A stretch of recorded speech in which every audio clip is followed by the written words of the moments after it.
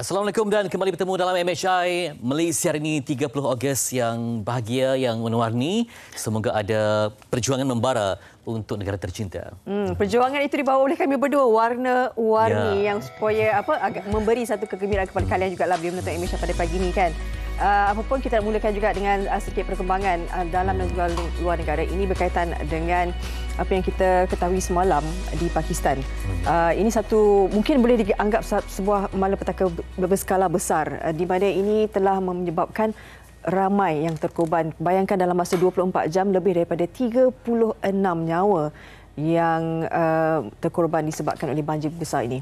Dan memang telah pun tular video-video yang tersebar di pelbagai media sosial dan dapat perhatikan bagaimana tempat yang dulunya cantik, yang dulunya menghijau ataupun dalam keadaan yang selamat, tetapi bila mana berlaku musibah banjir ini, kita dapat melihat ada yang visual yang betul-betul menyentuh hati ya. Ada yang berjuang untuk selamatkan diri, ada haiwan ternakan yang memang tenggelam oleh air yang deras, yang mengalir laju yang tak sempat untuk buat apa-apa pun. Dan ini antara bencana yang terburuk melanda Pakistan. Yang ada perhatikan visual yang kami paparkan ini. Dan bencana, kalau ikutkan realitinya memang susah untuk makhluk untuk hidup dan survive dalam situasi yang sebegitu. Benar. Dan difahamkan juga ini merupakan bencana yang boleh dikatakan setanding dengan ketika bencana banjir besar yang berlaku di Pakistan pada 2010. Dan perlu diingatkan bahawa Pakistan ini merupakan antara negara yang dianggap paling terdedah kepada cuaca melampau disebabkan oleh perubahan cuaca. Dan kita tahu kan sekarang kan cuaca kan lain macam sikit. Dan sebenarnya ini dilaporkan dan kebelakangan ini di Pakistan ada situasi panas yang membahang sampai ada penduduk kampung yang terpaksa berkumpul di sungai untuk berteduh. Ada hidupan yang mati kerana tidak mendapatkan air yang mencukupi. Dan kini mereka pula diuji dengan musibah cuaca yang berubah ekstrim, pada panas yang melampau kepada banjir yang tak terkawal. Dan bila ini berlaku, kawasan yang rendah memang dikendalikan air dan tak sempat untuk mereka yang mungkin dalam keadaan yang uzur untuk bergerak. Dan lebih buruk lagi, akan berlaku banyak implikasi susulan seperti jangkitan penyakit dan kemudian kelaparan, kebuluran dan situasi kemanusiaan yang sukar untuk dibayangkan. Sebenarnya pagi tadi kami dimaklumkan oleh tim MHI sendiri bagaimana salah seorang daripada warga negara Malaysia, mereka berada di lokasi. Mereka sebenarnya dari Turki ke Pakistan. Dan kebetulan ketika di lokasi itu, syukur tidak menghadapi banjir, tetapi mereka terpaksa melalui perjalanan yang banyak tanah runtuh. Betul. Jadi itu kekangan dan juga cabaran yang mereka lalui, dan kami dapat berita, kami cuba untuk menghubungi mereka di sana. Dengan hakisan yang berlaku dan juga mungkin ancaman keselamatan, tapi kita juga nak dapatkan perkembangan, cuba untuk berbual dan dapatkan yang terkini daripada mereka. Dan kita harapkanlah sebab difahamkan juga penerbit cuba menghubungi tapi talian tidak mengizinkan, terputus. Mungkin kerana banjir ini ada cuaca telekomunikasi yang terganggu. Kita doakan yang terbaik dan semoga lebih dunia dapat melihat ini, dapat akses dan juga membantu mereka sebab populasi di Pakistan ini ramai kan, kawasannya pun padat dan juga mungkin bagaimana untuk memindahkan itu satu cabaran yang besar yang tak boleh diakses dengan mungkin peralatan biasa, pasukan keselamatan yang biasa. Kalau helikopter pun mungkin ada sukar untuk mendarat dan jumlahnya terhad, sedangkan limpahan penduduk di situ dengan air yang mengalir terlalu laju dan mereka terpaksa berjuanglah, bertahan tanpa makanan dan yang lainnya. Kita sama-sama warga negara Malaysia mendoakan yang terbaik untuk Pakistan dan juga apa saja, kita mohon ada hikmah di sebaliknya jugalah, keajaiban yang berlaku agar semuanya berada dalam keadaan selamat, insya-Allah. Baik, hari ini MHI juga membawakan sedikit semangat semangat yang perlu kita perjuangkan sebagai rakyat Malaysia dengan tarikh keramat 31 Ogos esok.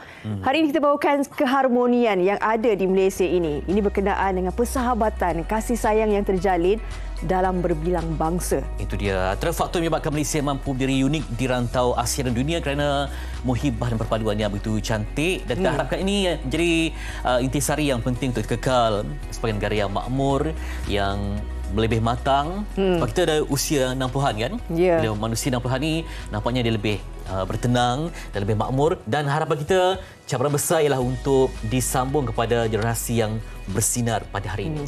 Itu nanti kita akan kongsikan bersama dengan kalian sebentar saja lagi, tapi seperti mana yang kami warakan tadi, kita cuba untuk menghubungi warga negara Malaysia yang berada di Pakistan sekarang menceritakan bagaimana pengalaman mereka melalui perjalanan yang cukup mencabar. Kita dapat menghubungi mereka di sana. Hello, Assalamualaikum. Waalaikumsalam. Alhamdulillah. dapat juga Ya Allah, ya Tuhanku. video dan Akhirnya. Okey, spesifiknya di lokasi mana tuan? Sejuk. Okey. Ya. Kami di Naran. Kami di Naran. Di Naran. Naran. Bila tiba di Pakistan Lebih tu? kurang 25 hari bulan. Apa? Kami sampai 25 hari bulan Ogos. Dari Islamabad terus ke Gilgit, naik kapal terbang. Daripada situ kami terus pergi ke Hunza Valley. Hunza Valley. Okey, baik. Kalau dah memang berada di Pakistan, macam mana melihat mungkin ialah orang di sana menceritakan tentang musibah banjir yang melanda di sana. Mungkin ada perkabaran yang sampai dan juga maklumat-maklumat baru yang diterima yang terpaksa mungkin mengubah laluan ataupun destinasi dari tuju tu. Silakan. Kami sebenarnya kami daripada Gilgit, kami rancangan ini untuk ke Hunza Valley. Tetapi di kawasan ini pegunungan, jadi kami tidak mengalami banjir tapi kami mengalami landslide. Tanah runtuh daripada batu-batu runtuh. Jadi dalam perjalanan kami ke Hunza, kami terpaksa berhenti di Rakaposhi bermalam di sana sebab jalan raya tertutup. Disebabkan batu-batu runtuh. Jadi terpaksa bermalam dalam satu keadaan yang dikatakan, tapi boleh agak selesa juga lah walaupun kami mempunyai beberapa masalah. Tetapi dapat kami bermalam di sana dan tunggu sampai pagi besok dalam sehari semalam untuk meneruskan perjalanan ke Hunza Valley. Jadi pengalaman ni kami pengalaman yang kali pertama. Kami rasa agak menakutkan jugalah sebab menggerikan batu-batu daripada bukit turun ke jalan raya. Kalian berapa? Rombongan berapa ramai sebenarnya warga negara Malaysia? Kami sebab 14 orang daripada Kuala Lumpur ke sini. Baik. Jadi berita banjir ni sampai ke pengetahuan ahli rombongan, macam mana penerimaannya? Adakah orang Pakistan juga memang sekarang ni ialah bersusah payah untuk membantu di kawasan terjejas tu? Macam mana cerita mereka, penduduk tempatan, tentang isu banjir ni? Memang kawasan yang terjejas, penduduk-penduduk tempatan menolong bersama dengan polis mereka lah. Kami tidak dapat menolong apa-apa sebab dia punya batu-batu yang jatuh tu bukan batu kecil, batu besar-besar. Macam kita panggil rock. Dan keadaannya memang menakutkan. Kereta memang tak boleh laju, jalan dah kecil, tanah berlumpur, air turun laju. Jadi kami memang berdoa sahajalah masa tu. Takut sangat. Betul-betul takut. Baik, walaupun masa disuruh jalan ke depan, ada kita orang dah jalan perlahan, tiba-tiba kami disuruh patah balik, kostan balik, undur balik kereta, laju-laju driver bawa, undur balik semula ke belakang. Itulah pengalaman kami turun ke depan ke belakang jalan nak lepas melalui jalan ke kawasan tersebut. Datuk Bed run for his life, you know. Baik, walaupun lokasi kalian tidak terjejas disebabkan oleh banjir, tapi pengalaman yang mengerikan, pengalaman pertama itu pastinya menjadi satu akan kekal lah dalam ingatan kalian. Cuma sekarang ini bagaimana? Bila kita dengar terkandas di Pakistan, keluarga dan sebagainya amat merisaukan keadaan keselamatan kalian kan. Jadi setakat ini sebab kalian akan menunggu sehingga esok kan. Jadi setakat ini bagaimana kalian perancangan kalian nanti? Ada kemungkinan ditukar rut perjalanan ke macam mana? Dari sini kami akan bertolak ke Islamabad. Hari ini hari yang ke-6 kami. Kami kata masa di Hunza Valley tu kami kena detour sikit some of the site yang sepatutnya kita pergi, terpaksa kita batalkan. Jadi keluarga di Malaysia kebanyakan memang risau kepada kami semua dan menghantar WhatsApp apa semua, bertanyakan khabar. Alhamdulillah kata kami selamat. Bila kami sampai di hotel, kami ada internet, kami beritahu mereka kami selamat, alhamdulillah. Dan hari ini perjalanan daripada Gilgit ke Naran semalam, sepanjang perjalanan tu cuaca slightly better, tapi ada juga batu-batu lagi yang jatuh. And then lepas tu juga air terfall daripada jalan menyebabkan banjir jalan tu, jalan rosak. Jadi tapi boleh dilalui oleh kenderaan dengan perlahan-perlahan. Jadi pihak kedutaan juga telah menghubungi ejen kami, suruh ejen membawa kita kembali ke Islamabad. Jadi itulah kita mematuhi arahan daripada pihak kedutaan. Terima kasih kepada pihak kedutaan yang meminta supaya ejen memendekkan our tour and back to Islamabad safely. InsyaAllah. Kami doakan juga keselamatan kalian di sana. Jaga diri baik-baik. Terima kasih kerana bersama dengan kami, memberikan sedikit pengalamannya. Masih di perkembangan insyaAllah. Kami nak mohon terima kasih jugalah pada ejen kami yang bersusah payah mencari tempat yang terbaik untuk kami. Encik Altaf Ahmad. Ya. Untuk keselamatan kami, dia consider nombor 1 lah. Dia beri pilihan pada kami. Baik. Terima kasih. Assalamualaikum. Itu dia. Keselamatan tu yang lebih penting kan. Tak perlu memendekkan. Mungkin insyaAllah ada rezeki lagi datang lagi bila keadaan semua sudah aman. Negara Pakistan berjuang dengan situasi banjir. Moga ada kita yang peduli dan kita doakan lebih banyak bantuan besaran mega seluruh dunia sampai ke Pakistan. Baik kita nak teruskan keluarga Malaysia teguh bersama. Boleh kita berjalan di sana? Okey, silakan. Kita nak bersama dengan tetamu kita. Assalamualaikum, selamat pagi. Bersepah rumah kami ni. Okey, baik. Kita bersama dengan Nur Afikah. Nur Afikah Harun dan juga sahabat Gita Lakshmi Tamil Maran. Ya, betul. Okey, ini dua sahabat baik ni. Nanti kita nak tahu apakah cerita mereka berdua. Dan kita ada lagi 2 orang. Ya, tapi secara dalam talian berkongsi nanti kita ada Nurul Hayani Nordin Muhammad Nordin yang nanti akan berkongsi cerita mereka dan juga Cho Yet Ting. Berbagai bangsa dalam satu muhibah yang begitu mahal sekali ya. Betul. Okey. Ini satu keharmonian yang perlu kita jaga. Tapi ini mereka berdua ni. Nurul Hayani Nordin dan juga Cho Yet Ting. Selamat pagi. Assalamualaikum. Waalaikumsalam. Okey, kita akan bersama dengan kalian sebentar lagi. Kita nak bersama dengan Nur Afikah Harun dan juga Gita Lakshmi. Pagi Gita. Ya, betul. Okey. Berapa lama dah kalian bersahabat ni? 14 tahun. 14 tahun? Ya, dari sejak form 1. Duduk sebelah-sebelah meja ke? Dekat kelas lain-lain, tapi dom sebelah-sebelah lah. Sampai universiti satu. Di asrama ya? Ya, betul. Okey. Jadi apa yang menjadi titik persamaan dan persahabatan tu? Boleh ngam tu. Mungkin sebab perangai kot sama. Perangai sama. Okey, gila-gila kot. Sama. Gila. Okey, 14 tahun, dom sebelah-sebelah, perangai sama. Tapi masa mula-mula kan, macam kita tak tahu kita perangai sama. Siapa yang tegur siapa dulu? Itulah susah kita orang nak flashback balik. Mana titiknya? Susah nak fikir balik. Dekat 1 dekad kan. Pinjam baldi ke, pinjam setrika ke? Saya rasa mungkin masa show kot. Kita orang banyak show kesenian. So, sesama lah. Sekolah perempuan ya? Kita sekolah seni Johor Bahru. Seni. Okey. Seni lah tu penyatuan dia. Ya, betul. Seni penyatuan. Sebab dia bidang tari, saya bidang drama.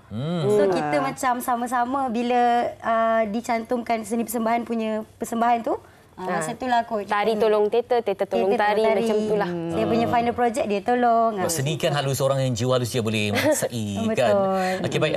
Macam mana boleh menjaga persahabatan? Seorang bila dah dah habis sekolah apa semua, memanglah baik kita zaman sekolah tapi akhirnya terlerai ya sebab dah lama tak berhubungan. Tapi macam mana untuk menjaga ukhuwah dan silaturahim ni? Betul lah, orang kata best friend doesn't need to talk every day atau tak payah jumpa hari-hari kan. Tapi kalau jumpa tu meluahlah segalanya. So walaupun setahun tak jumpa, ada pernah gap macam tu kita orang, tapi kita make it work lah. Macam kalau jumpa tu kita tak ada rasa awkward ke apa, kita still sharing. Calling tu masih ada, macam tu lah. Okey, persahabatan kalian ni yang sejauh mana? Adakah macam pernah balik kampung masing-masing? Pernah? Tidur rumah. Mama saya dah anggap dia macam anak dah. Dia pun memang panggil mama. Oh, panggil mama. Betul. Pergi Apa menu mama yang paling disukai? rendang. Kalau raya mesti dia orang akan datang untuk makan rendang ayam sama sotong kan. Ya. So pergi vacation pun pernah sama-sama dengan mama macam tu. Nanti kalau ada majlis kahwinan ke, Ya, soon. Siapa dulu? Rahsia. Okey, kita cuba korek rahsia tu. Kita nak bersama dengan Kamala. Salah. Banyak sangat nama kat sini, minta maaf. Nurul Hayani Nordin dan juga Cho Yet Ting. Okey, tadi kita dah dengar macam mana Fika dengan Gita bersahabat 14 tahun yang lalu. Yang kalian pula sejak bila? Kita pun sama, 14 tahun. Oh, sama. Daripada 2008 sampai sekarang. Sampai sekarang. Masa mula-mula 2008 tu sebab saya first time di Melaka pada masa tu 2007. So saya datang Melaka, first posting tu memang tak ada kawan dekat Melaka. Kalau ada pun yang memang tak rapatlah kawan universiti. So masa 2008 Miss Cho kita bertugas dalam satu daerah yang sama. Lepas tu 2010 sampai 2011 2012 tu kita bertugas di klinik yang sama. And then berpisah sekejap 2014 sampai 2022 bertugas di tempat yang sama juga. Oh, jodoh kuat lah. Okey. Jodoh kuat. Tapi kalau yang masa berpisah tu actually dalam Melaka je. So memang kita selalu sangat WhatsApp lah. Kalau kita tak berjumpa, kita WhatsApp selalu. Itu dia. Jadi kita tanya pula kepada Cik Ting. Ya. Jadi macam mana kalau persahabatan ni kan juga perlukan komitmen kan? Bukan percintaan je yang perlukan komitmen. Persahabatan juga memerlukan kepada usaha lah. Mungkin birthday bagi hadiah, kalau raya ke, kongsi fakcai apa semua kena tunjukkanlah juga kita pun ni masih berjuang untuk persahabatan tu. Betul. Macam anda sendiri macam mana buat sentiasa kemaskini perkembangan ke apa yang dilakukan? Macam kami kan, Hayani dia sangat pemurah dan dia sangat prihatin lah. So kita boleh celebrate anytime. Walaupun birthday tu, Januari ke September ke, kita boleh bagi hadiah, bagi makanan, cakap happy birthday. Kita memang selalu lah, walaupun actually sejak tahun ni kita dah tak kerja tempat sama dah. Kita WhatsApp each other every day lah. So kalau hari saya rasa orang yang pertama tahu saya hilang tu dia lah. Jadi apa yang okey, persamaan kalian banyak ke? Sebab ada juga kadang-kadang kalau kita ni nak berkawan rapat ni, kita memang macam tadi Afika kata kita kena satu kepala, gila-gila. Macam Cho, rasa memang apa persamaannya? Sama, first tu ketinggian sama lah, dua-dua ni pendek. Ketinggian sama, wow. Saya ini rare. Saya tak pernah lagi saya kena lah, betul lah. Ketinggian sama. Kalau tak tinggi. Biasanya mungkin makanan kegemaran juga menyatukan ya. Mungkin Ting pandai masak apa-apa ke yang Pening suka? Hayani suka? Kita tak masak. Kita tak masak tapi berkongsilah. Ajak lepak mana-mana ke kan? Okey. Kita kembali dengan Gita dengan Fika. Okey, sebab saya rasa bahasa pun menyatukan juga. Betul tak? Sebab kan? Sebab saya rasa suara siapa tu? Siapa tu? Okey. Apa nanti kemudian kita masukkan? Bahasa tu kan menyatukan sebab macam Gita dan Cho kan, bila kita dengar macam keselesaan berbahasa tu kita akan dapat merapatkan juga hubungan. Betul. Saya ada satu cerita. Okey, cerita kan. Dia bercakap mengenai bahasa ni, Gita, dia dulu masa kita zaman belajar, kita satu bilik lah. Dia selalu paksa saya untuk tengok cerita Tamil. Selalu. Untuk tengok cerita Tamil. Dia memang akan cakap lah, tengok cerita ni. Daripada situ macam kita tengok, lepas tu saya pun serba sedikit macam kadang-kadang faham juga kan. Kenal lah pelakon Tamil lah. Yang ni best. Tengok yang ni. Cerita Tamil memang best. Saya kalau antara Hindustan dengan Tamil, saya pilih Tamil. Betul. Kalau siapa pelakon kegemaran? Alamak, dah tak ingat lah. Itu masa zaman universiti dulu lah. Tapi memang selalu tengok dengan dia. Dia tak ingat nama kot. Kalau tengok muka mesti kenal. Okey. Jadi dalam persahabatan ni, bimbang tak kalau ada tempoh macam gerhana? Pasti ada gerhananya kan? Cinta pun mesti ada. Tak ada. Tak ada. Siapa yang kena berperanan untuk cepat-cepat pulih kan? Dia tak ada siapa yang ambil peranan tahu. Kita macam contoh, saya of course benda tu mesti akan ada. Tapi kalau kita gaduh, kita punya prinsip satu je. Kalau kecil hati, kalau apa, confront. Cakap kat each other. Kalau dia kecil hati dengan saya, cakap. Kalau saya kecil hati dengan dia, cakap. Okey. Itu je kita punya kejujuran lah saya rasa. Kejujuran. Cho, adakah itu benar? Betul-betul. Cuma ni senang je, betul-betul. Kalau best friend ni kalau bergaduh nanti cepat dia baiklah. Bergaduh macam mana pun nanti baik semula. Okey. Jadi macam mana penerimaan? Tadi pun ada gambar anak-anak Ya. Anak-anak saya dengan dia saya rasa dah rapat dah. Sebab kita selalu buat program jabatan bersama. So saya ni kena bawa anak-anak saya, nanti kadang dia tolong jaga. Kadang bila kita bagi ceramah ataupun kita buat aktiviti, Miss Cho ni akan tolong jaga anak saya, tengokkan, kadang bagi makan, semua tu. Bestnya. Okey, itu satu gambaran persahabatan yang akrab lah, yang kita boleh katakan macam bercinta juga sebenarnya. Apa nama besar? Biasa best friend ni ada nama panggilan kan? Yang ni panggil Cok Yating apa? Saya panggil You je. Kalau You tu dia dah menyahut dah. Beco panggil yang ni? Saya panggil dia Nurul. Okey. Baik. Terima kasih. Ini antara sebahagian daripada cerita manis rakyat Malaysia yang mempunyai sahabat berbilang kaum. Siras. Betul. Nur Afika Harun, Gita Lakshmi Tamil Maran, kita ada Nurul Hayani, Nordin Muhammad Nordin dan Cho Yet Ting. Ada lagu Tamil nak nyanyi? Tak apa, nanti siapa kahwin ni mesti meriah macam lah. Kalau perempuan mesti menangisnya. Mestilah. Saya nak tahu juga sahabat lelaki dengan lelaki. Okey. Itu kita mengenai persahabatan tau, Fat. Ini berkenaan dengan kejiranan. Okey. Awak ada jiran sebab rumah awak itulah jiran, semua bangsa ada. Semua bangsa ada. Saya pasti ini juga sangat dekat dengan awak. Kita ada Anan atau Syukri Idris dan juga Kamala Regasami Lee Manteng di Gua Musang, Kelantan. Kalau di Kelantan ni yang bukan Melayu pun akan bercakap Kecak Kelantan kan? Okey, kita bersama dengan mereka. Anan, ada Kamala, ada Lee Manteng. Amboi, dikepit. Pagi-pagi dikepit. Okey, selamat pagi. Assalamualaikum. Apa khabar? Pagi. Waalaikumsalam. Okey, kalau di Gua Musang ni di kampung apa? Di kampung apa tu? Di Bandar Gua Musang di PPA. Okey. Dah berapa lama berjiran kalian? Dalam 5 tahun. Baru jugalah. Baru juga. Okey, bagaimana di sana bila kita cakap macam kejiranan dan berbilang bangsa, dan kita tahu kalau di Kelantan ni dia tak kira ada Cina ke, ada India ke, ada Melayu ke, bahasa tu sama je kan? Dialek sama je kan? Jadi bagaimana keakraban kalian di sana? Keakraban tu sentiasa bertegur siapalah, tolong menolong, tak kira masa.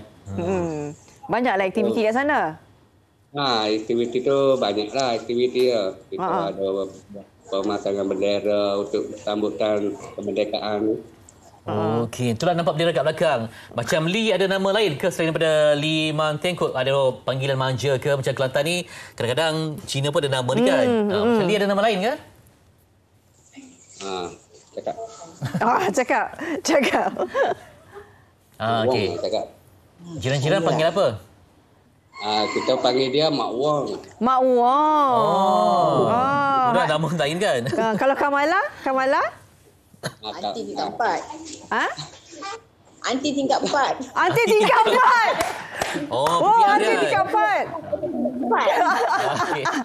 Jadi anti tingkat 4 ni mesti kalau di Pavali ke jamu apa, meruku ke apa semua kan? Mesti berkongsi rasa. Kalau macam saya anti bawah ni, kita selalu bawa makan dekat bawah ni lah. Bawa kuih ke apa. Kawan-kawan datang. Seronok tu. Memang tiap-tiap tahun kita buat makan kat bawah ni. Ramai-ramai makan kan. Masak bawa bawah. Makan sama-sama lah. Ini kalau macam perayaan lagilah meriah kan. Dengan Raidnya, Tahun Baru Cinanya, dengan Deepavalinya. Tak dengar lagi suara apa? Mek Wong? Mek Wong. Mek Wong tak dengar suara. Kecek Kelantan sikit. Kecek Kelantan sikit. Kelantan lah. Aduh, terhibur saya pagi ni. Tak kira kau Cina ke, Melayu ke, India ke, kita pun bersama bergotong royong. Masak pun ada sekali lah. Okey. Sama masak lah. Kita nak tanya. Untuk tahun ni kan kemerdekaan ke-65 kan. Jadi bagaimana? Sebab kita dah 2 tahun hari itu kan kita macam tak bersama kan. Okey, tahun ni nampaknya macam kemeriahan tu akan ada. Kalian pula macam mana perancangan aktiviti untuk esok ni 31 Ogos? Itu pasal kita 2 tahun dah COVID.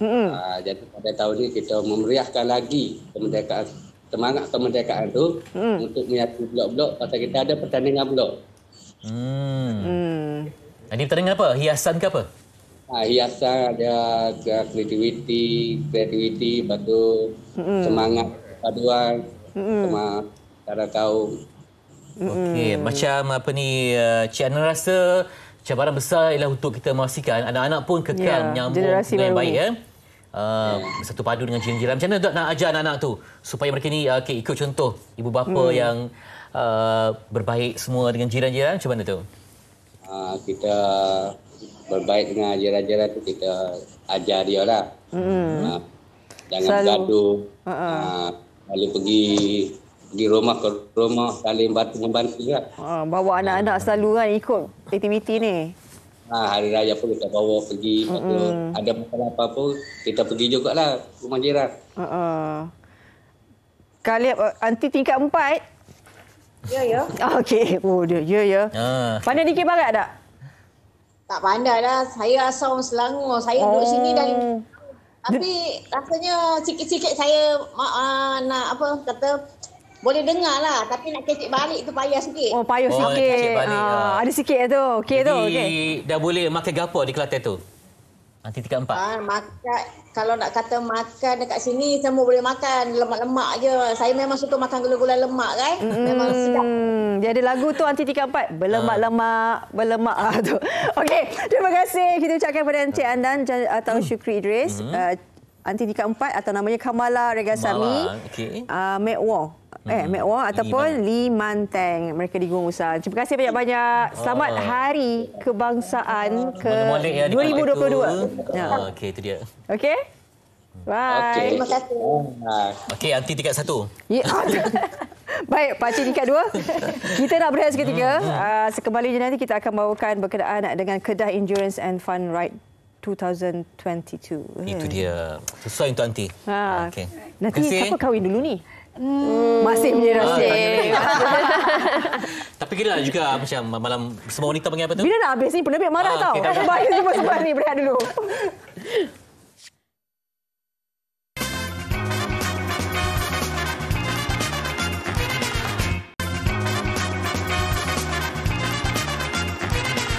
Okey, kembali di MHI dan kita teruskan lagi semarak dengan semangat kesukanan dan mengajak anda untuk bersama dengan Kedah Endurance and Fun Ride 2022. Ya. Baik, kita bersama tetamu kita Datuk Wira Amiruddin Hamzah merupakan Presiden Persatuan Berbasikal Negeri Kedah. Assalamualaikum Datuk. Assalamualaikum. Terima kasih bersama kami. Dan juga Musairi Musa, Naib Presiden Persatuan Berbasikal Negeri Kedah. Ya, datang naik basikal kan tadi? Tak kan? Okey, tak apa. Naik Kedah kita naik geret. Kita naik geret lah. Okey, tak apa. Presiden pastinya jiwa basikal tu memang kuat ya. Jiwa kita. Jadi macam mana dengan harapan untuk penganjuran ni? Pastinya saya fahamkan pelibatannya satu negara untuk berkampung datang ke Kedah ni. Macam mana persiapan walaupun lama lagi tapi ialah ke arah itu penyertaan, persiapan tempat macam mana? Ya, memang kita mengharapkan sebenarnya di Persatuan Basikal Negeri Kedah ni kita sebuah persatuan sukan. Kita nak mengharapkan supaya negara Malaysia ni dan rakyatnya menjadi sebuah negara bersukan. We keep ourselves fit kan dengan bersukan dan salah satunya ialah melalui sukan berbasikal. Jadi kita mengharapkan dengan kita menganjurkan program ini dia akan menjadi satu sebab kita ada dua komponen, satu fun ride dan satu lagi endurance.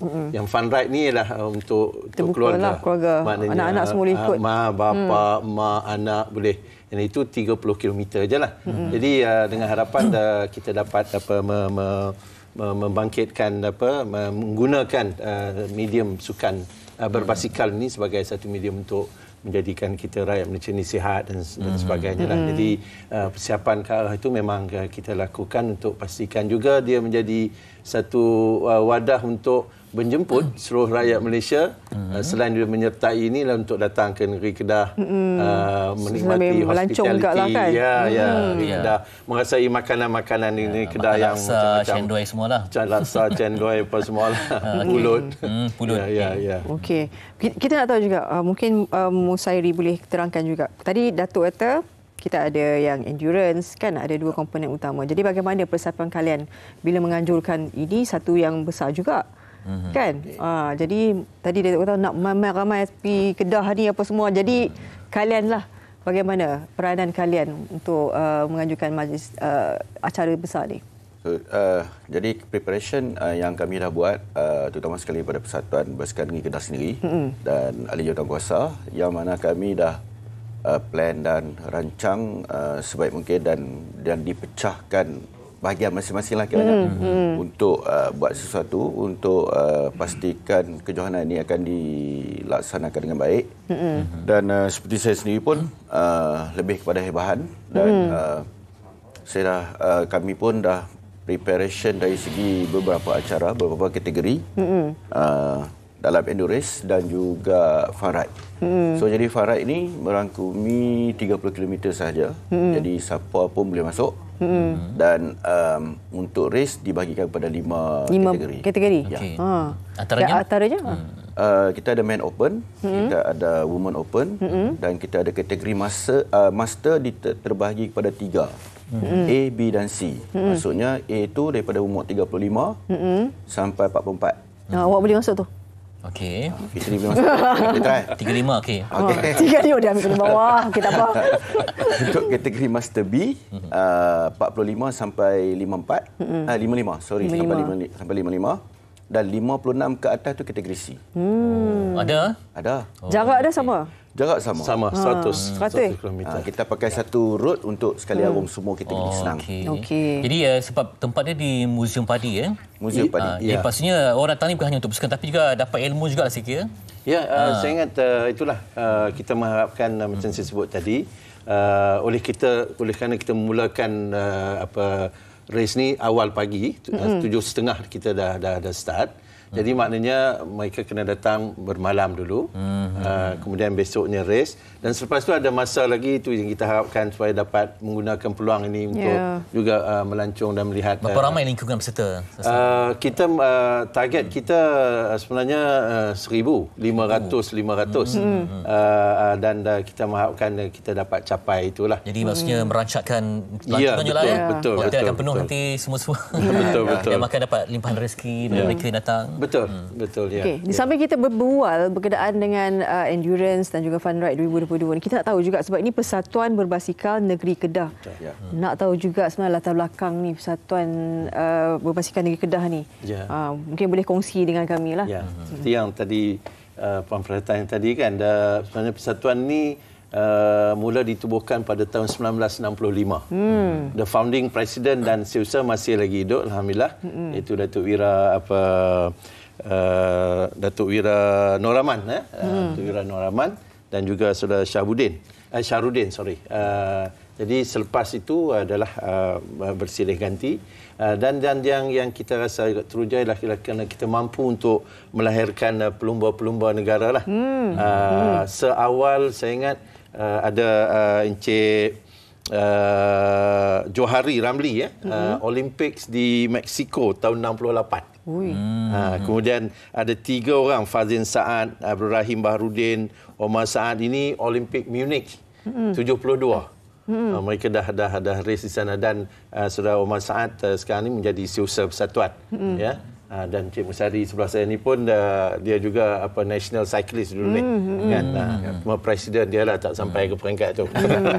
Jadi yang pentingnya ialah kita mengharapkan melalui persatuan ini macam saya sebutkan tadi, kita nak jadikan dia sebagai satu persatuan yang boleh menggalakkan rakyat embrace sukan ini supaya kita lebih sihat dan melalui sukan berbasikal.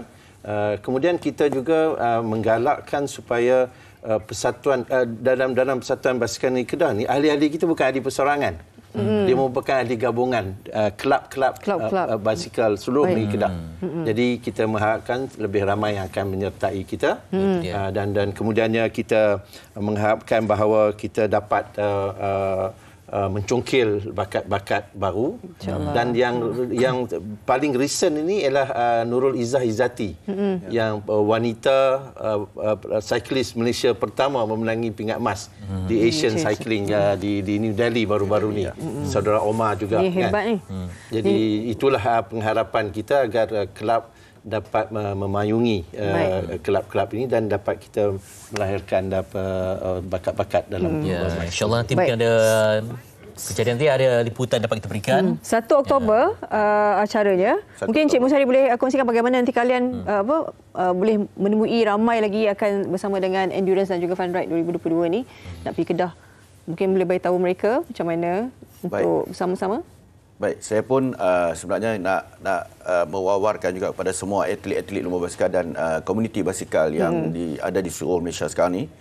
Di mana komuniti basikal sekarang ni boleh dikatakan sangat orang kata telah ramai yang join dengan basikal ni. Satunya depa buat aktiviti dari segi macam Datuk kata aktiviti sihat dan ada yang konsentrate pada perlumbaan berbagai.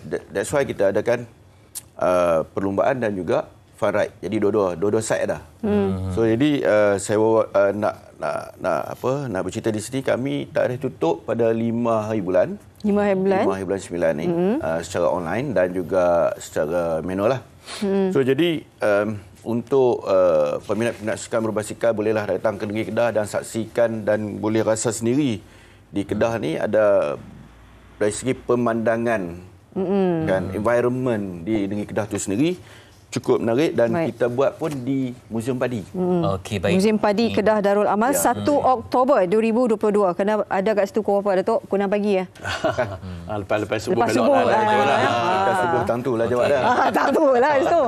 Baik, terima kasih kepada Datuk Wira Aminuddin Hamzah, Presiden Persatuan Berbasikal Negeri Kedah, dan Cik Musari Musa, Naib Presiden Persatuan. Semoga dapat menghimpunkan semua yang berminat, paling penting untuk kesihatan dan untuk ilmu di negeri Jelapang Padi ini.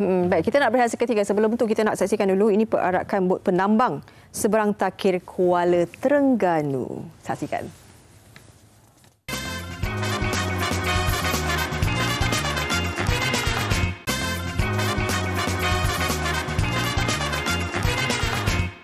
Satu perkataan yang muncul apabila bercakap tentang wira saya ialah semangat. Hanya dengan semangat, kita boleh maju ke hadapan. Itulah Wira dan ibu saya, Ibu Zain.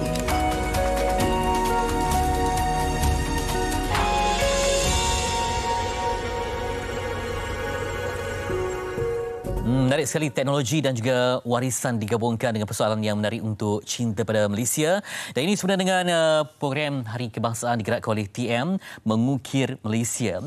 Nah, bersama dengan Ketua Pegawai Pemasaran TM, Puan Shanti Jursinita Johari. Assalamualaikum. Salam. Dia tampil dengan busana indah warisan bangsa.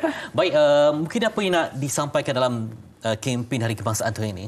Ya, jadi TM ni sebagai satu syarikat yang pada tahun ini dah 76 tahun beroperasi dan kami selalu menerajui teknologi yang kita dapat nampak untuk membawa Malaysia kepada lebih progresif. Jadi tapi teknologi bukan sebalang teknologi. Jadi kita cuba teknologi yang berteraskan insan yang dapat memberikan impak dan aplikasi kepada rakyat Malaysia. Jadi Mengukir Malaysia ni adalah satu inisiatif Telekom Malaysia untuk yang kita mula daripada Tahun Baru Cina, Hari Raya dan sekarang untuk Hari Kebangsaan. Untuk mewarisi budaya dan keaslian warisan kita ni semua macam mana kita nak tengahkan, dan kami gunakan wayang kulit ni dan mengolahkan dia dengan teknologi terbaru dan teknologi interaktif 360 degrees ni, dan cuba membawa keluar cerita mengenai Ibu Zain yang diceritakan sendiri oleh anaknya Puan Fazilah. Beliau adalah salah seorang tokoh kemerdekaan. Jadi wayang kulit ni adalah cerita mengenai Ibu Zain yang kita nak ketengahkan kepada rakyat Malaysia. Jadi untuk kempen ni kita ada mengeluarkan satu video yang about 3 minit dalam 50 saat yang dapat ditonton di laman kami tm.com.my Mengukir Malaysia.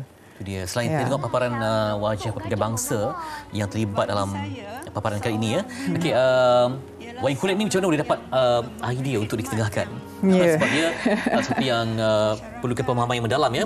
Tengok tadi ada ketekunan pada pengukirnya sekali. Jadi mungkin apa yang nak disampaikan di sebalik wayang kulit ini juga? Ya, wayang kulit pun suatu seni yang kadang-kadang dipinggirkan. Ya, jadi kita cuba nak cari apa dia warisan seni yang kita dapat ketengahkan. Waktu di Hari Raya Aidilfitri kita telah gunakan seni kufi. Ya, dan sekarang inilah wayang kulit. So selalunya bila kita tengok wayang kulit ni dia 2D. Jadi macam mana kita nak gunakan teknologi dan membuatkan dia suatu pengalaman yang lebih interaktif, lebih 360 dan dapat dilihat melalui telefon bimbit. Ya, jadi siapa-siapa pun boleh dapat mengamatilah video wayang kulit yang kami telah sediakan ini. Bermaksud teknologi ini membantu untuk kita zoom in lagi keindahan semua seni yang ada. Sebab dia seni kan seni halusan. Dan kita tengok macam tu tak nampak, tapi bila teknologi ni dia buat video yang cantik, memukau sampai ke jiwa. Dan juga pemilihan Ibu Zain, ya. Biasa tengok nama ni diabadikan di kolej-kolej kediaman, ya. Semua orang tak tahu apa semangat ini. Macam mana apa yang nak ditampilkan perjuangan Ibu Zain ini? Ya, itulah. Kita ni macam seni juga tadi, ya, banyak bentuk seni dan kebudayaan di Malaysia ni. We are very rich in our culture and arts. So similarly kita punya tokoh-tokoh negara, tokoh kemerdekaan ramai yang mungkin tak pernah didendangkan. Jadi dalam kami mengambil inisiatif untuk tengok balik warisan dan sejarah ni, ya, kami jumpa cerita mengenai Ibu Zain ni. Di mana dia adalah seorang pendidik, ya, tetapi mempunyai semangat yang sangat tegarlah, ya, dan percaya dan mendukung nak mendapatkan kemerdekaan negara. Jadi kami membuat temu ramah dengan anak beliau dan kami nak ketengahkanlah cerita Ibu Zain ni sebagai untuk memberi semangat, ya, kepada semua. Itu di lakaran wayang kulit itu memang dipotretkan wajah Ibu Zain, ya? Ya. Betul-betul diterjemahkanlah, ada penceritaan yang mendalam. Jadi kalau dapat ceritakan sikit berapa lama tim penghasilan ni? Sebab dia tengok tadi kajiannya kena teliti dan mendalam, ya, dengan fakta semua tu. Ya, agak dalam beberapa bulan yang lepas lah. I think kita mula ni daripada mengolah dapatkan cerita tu dalam 4-5 bulan juga, ya, untuk menghasilkan video. Kita bekerjasama dengan pengasas wayang kulit Fusion, which is who is Tin Toy Chua, dan kita ada Tok Dalang juga sebab dia wayang kulit kan. Pak Dain adalah salah seorang Tok Dalang yang terkenal di Malaysia ni. Ada cerita di dalam. Jadi di tm.com.my/Mukir Malaysia tu kita ada semua cerita video wayang kulit behind the scenes supaya kita dapat menghayati lebihlah cerita kepada Ibu Zain. Jadi kadang-kadang pun ditampilkan. Berapa ramai tadi saya ada fakta dipersembahkan. Ini dapat tadi mungkin kita tak sempat tengok lakaran tu Ibu Zain yang bergerak dalam keindahan wayang kulit yang memukau. Sekali apa harapan kepada semua supaya menonton? Supaya menonton ni ada ilmu yang dapat kita kongsikan dan sesuai untuk sisi keluarga. Silakan. Jadi apa yang cuba kami ketengahkan ialah warisan dan budaya. Ya, cerita Ibu Zain ni diharapkan dapat memberikan inspirasi kepada kita semua dengan semangat kita boleh, ya, mendukung negara yang kita cintai ini menjadi lebih progresif. Tetapi di dalam kita menerajui progres ni, kita tak lupa juga kita punya budaya, where we come from, dan itulah harapan kami. Tinggi teknologi tapi jangan lupa kepada asas dan akar budaya yang perlu dijulang tinggi. Terima kasih untuk Puan Shanti Jusnita Johari, Ketua Pegawai Pemasaran TM, berkongsi tentang mengukir Malaysia dengan dua elemen yang cukup indah sekali, iaitu wayang kulit dan Ibu Zain bergabung sempurna untuk Hari Kebangsaan. Terima kasih sekali lagi. Terima kasih. Dan kita berehat seketika dan ada Fariana berkongsi tentang kopi, apa yang manis tentang kopi. Sampai sini di MHI, terus bersama kami.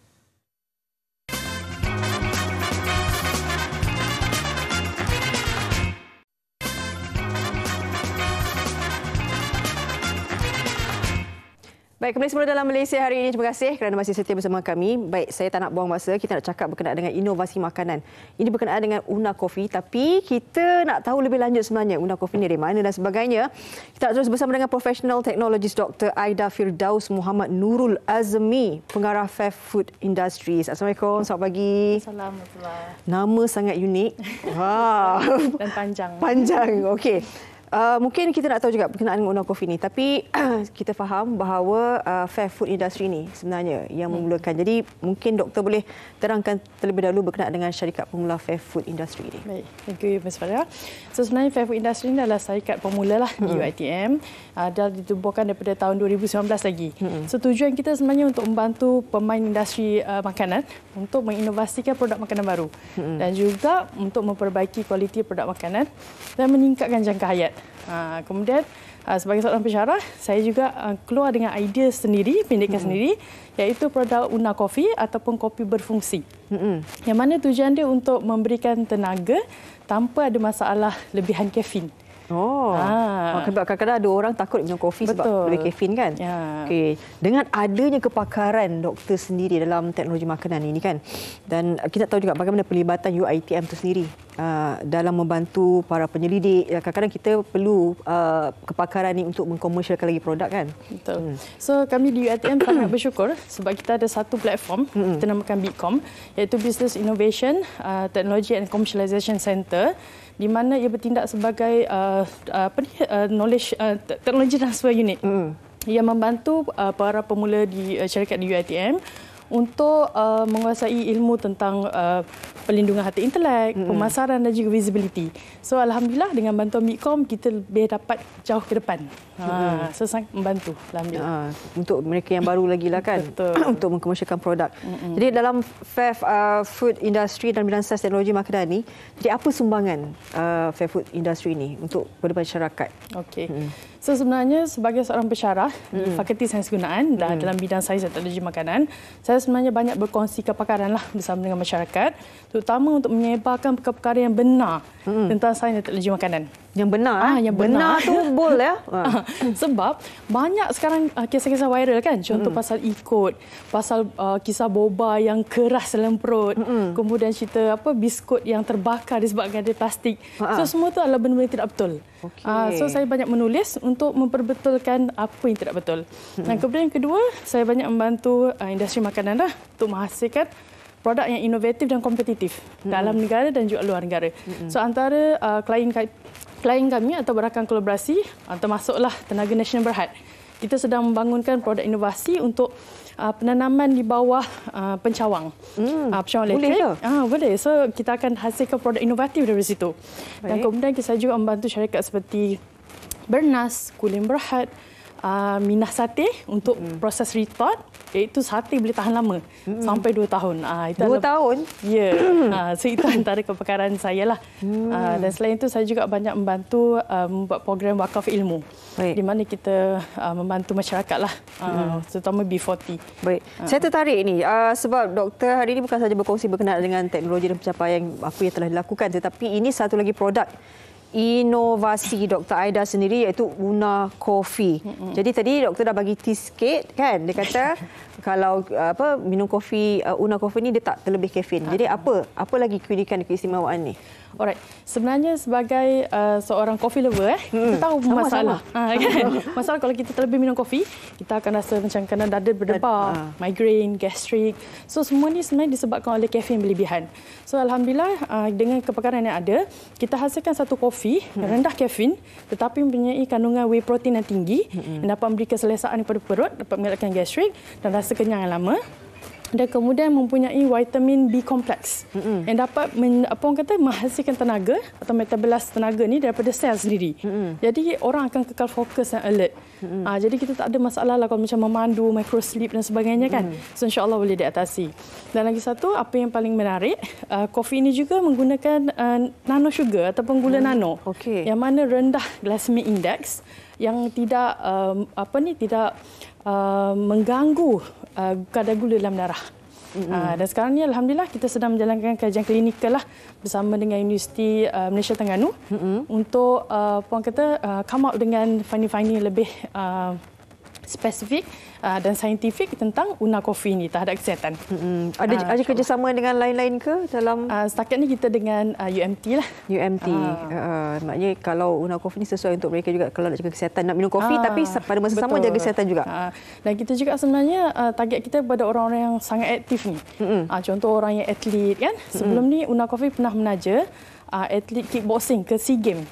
Dan Alhamdulillah daripada feedback yang kita terima, dia kata sangat bertenaga dan dia tak rasa penat lah sebab training kan very comprehensive dan banyak kena pergi jogging dan sebagainya. So dapat menggantikan tenaga dia dengan segera lah. Baik.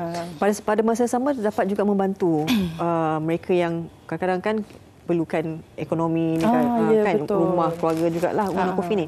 Sebab setakat ini alhamdulillah kami mempunyai ejen-ejen di seluruh Malaysia yang mana ejen-ejen ni secara tidak langsung kita membantu ekonomi keluarga mereka. Saya mempunyai lebih kurang 170 orang ejen lah di seluruh Malaysia. Kita bantu mereka untuk menjana pendapatan sampingan. Jadi secara tak langsung dapat mengeluarkan mereka daripada masalah kewangan lah. Itu antara jihad kita. Baik Dr. Aida, saya ada 20 saat untuk Dr. Aida sedikit untuk berkenaan dengan industri makanan negara ni. 20 saat saja. Alright. So industri makanan ini sangat besar. Kita harap kita akan lebih praktikal dan menghasilkan makanan yang berkhasiat dan memerdekakan minda kita daripada perkara-perkara yang tak baiklah. InsyaAllah. Terima kasih juga Dr. Aida kerana berkongsi dengan kami tentang inovasi makanan yang cukup hebat sebenarnya. Una Coffee boleh dapatkan seperti mana yang tertera. Ya. Terima kasih banyak-banyak. Itu dia Professional Technologist Dr. Aida Firdaus Muhammad Nurul Azmi merupakan pengarah FEF Food Industries. Baik, nak terus bersama dengan si baju hijau. Silakan. Itu dia. Saya berkongsi juga selain daripada nanti cuaca dan saya sebenarnya melihat paparan akhbar ini Malaysia berdepan dengan cuaca ekstrim dan 5 negeri termasuk Selangor dijangka berdepan dengan banjir besar ekoran fenomena La Nina pada November tahun ini. Saya rasa ini satu perlu diberikan perhatian tentang La Nina tu sebab bila dah sebut beberapa negeri kan. Ini yang tadi kita kongsikan di utusan online. Kita tengok map Malaysia cuaca hari ini. Semuanya hujan. Itulah dia. Dan kita harapkan esok cuaca yang baik. Dan jangan lupa kita saksikan Malaysia esok untuk menyaksikan Sambut Hari Kebangsaan langsung di MH untuk anda semua. Jam 8 pagi tau. Ya, awal sikit lah. Sama kami tahu okey, jaga diri. Selamat Hari Kebangsaan 2022. Nikmati warna cinta.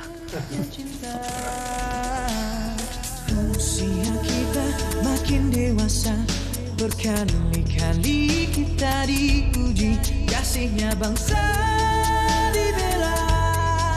Maruah